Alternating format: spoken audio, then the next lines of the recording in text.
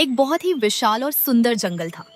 उस जंगल में ऊंचे ऊंचे पेड़ थे, रंग बिरंगे फूल खिलते थे और हर सुबह पक्षियों की मीठी चहचहाहट से पूरा जंगल गूंज उठता था।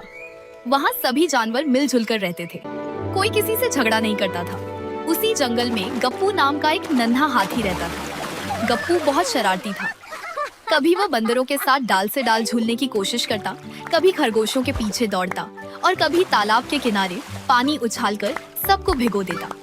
उसकी शरारतों से कभी कभी सब परेशान हो जाते, लेकिन गप्पू का दिल बहुत साफ था। वह सबका कुछ ज्यादा ही भयंकर पड़ी। सूरज आग बरसा रहा था। धीरे धीरे जंगल की छोटी नदियां सूखने लगी, तालाबों का पानी कम हो गया, बेचैन रहने लगे। एक दिन जंगल के राजा शेर ने सभी जानवरों की सभा बुलाई। वह एक बड़े पत्थर पर खड़ा हुआ और गंभीर आवाज में बोला, दोस्तों, अगर हम यहीं रहे तो पानी के बिना मुश्किल हो जाएगी। पहाड़ी के दूसरी तरफ एक बड़ी झील है, हमें वहीं जाना होगा। सभी जानवरों ने सहमति जताई। अगले ही सुबह लंबा सफर शुरू हुआ। आगे आगे शेर चल रहा था, उसके पीछे हाथी, हिरण, बंदर, घोड़े, खरगोश और बाकी सारे जानवर चल रहे थे। रास्ता आसान नहीं था, तेज धूप थी, जमीन तप रही थी और सब थकते जा रहे थे। फिर भी पानी की उम्मीद उन्हें आगे बढ़ा रही थी। चलते चलते वे एक बड़े कीचड़ भरे दलदल के पास पहुंचे।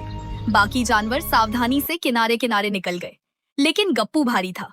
जैसे ही उसने कदम रखा, उसके पैर दलदल में धंस गए। गप्पू घबरा गया। उसने पूरी ताकत से बाहर निकलने की कोशिश की, लेकिन जितना वह हिलता उतना ही नीचे धंसता जाता। थोड़ी ही देर में उसका आधा शरीर दलदल में फंस गया। जितना मैं बाहर निकलने की कोशिश करता हूँ, उतना ही मैं अंदर धंसता जाता हूँ। यह देखकर गप्पू की माँ की आंखों में आंसू आ गए। वह चिंतित होकर बोली, कोई मेरे बच्चे को बचाओ। शेर ने आसमान की ओर देखा। अंधेरा होने लगा था। उसने कहा, हमें आगे बढ़ना होगा। रात होने से पहले झील तक पहुंचना जरूरी है। लेकिन गप्पू के दोस्त उसे आगे बढ़ना होगा। रात होने से पहले झील तक पहुंचना जरूरी है, लेकिन गप्पू के दोस्त उसे छोड़कर जाने को तैयार नहीं थे। बंदर पेड़ से उतर आया, हिरण वहीं खड़ा रहा। नन्हा खरगोश भी गप्पू के पास बैठ गया। तभी छोटे से खरगोश की आंखों में चमक आई। उसने कहा, मुझे एक तरकीब सूझी है। अगर हम सब मिलकर कोशिश करें तो गप्पू को बाहर निकाल सकते हैं। सबकी उम्मीद फिर जाग उठी। बंदर फुर्ती से पेड़ों पर चढ़े और लंबी लंबी मजबूत बेलें तोड़ लाए। हिरणों ने सावधानी से उन बेलों को गप्पू के पेट और शरीर के चारों ओर बांध दिया। फिर हाथी, घोड़े, हिरण, बंदर और यहाँ तक कि छोटे छोटे खरगोश भी उन बेलों को पकड़कर खड़े हो गए। खरगोश ने जोर से कहा, सब लोग तैयार? सबने एक साथ आवाज लगाई, हैशा, जोर लगा के हैशा। सबने पूरी ताकत से खींचना शुरू किया। पहले तो कुछ नहीं हुआ, फिर गप्पू थोड़ा सा ऊपर आया। सबने और जोर लगाया, हैशा, जोर लगा के हैशा। धीरे धीरे गप्पू दलदल से बाहर आने लगा।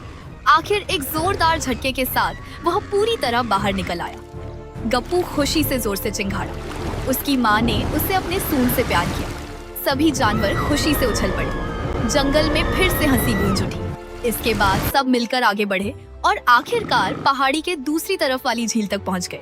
वहां ठंडा साफ पानी देखकर सबकी थकान दूर हो गई। सभी ने जी भरकर पानी पिया।